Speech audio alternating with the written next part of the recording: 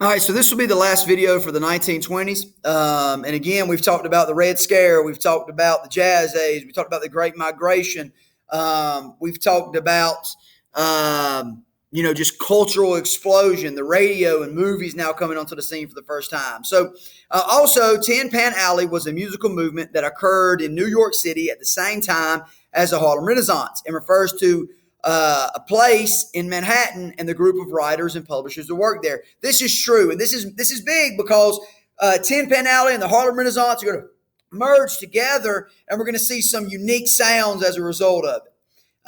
Now, Ida Tarbell created music for Broadway, wrote "God Bless America," "Who Let the Dogs Out," and was an influential member of the Harlem Renaissance. Now, I messed this one all up.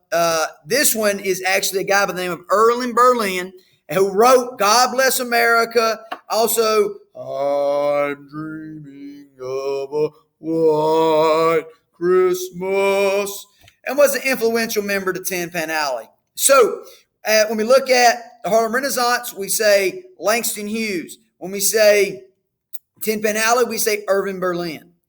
Now, Alexander Hamilton's mass production, which is the production of or manufacture of goods in small quantities, especially by machinery, allowed the emergence of the airplane as a true replacement for the horse.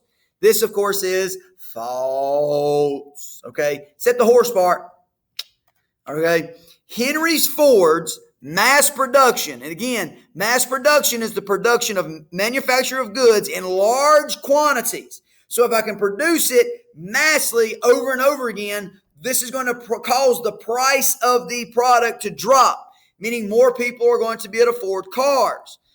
So this allowed for the automobile to truly replace the horse as your everyday means of transportation. Okay.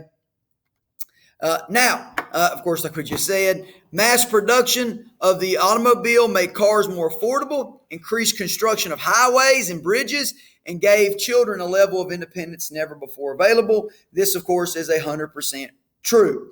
Now, how do we go from the roaring 20s, and that's what we call the 1920s. They were roaring. We had mass prosperity. We had advertising. We had people buying things, doing things, going to movies.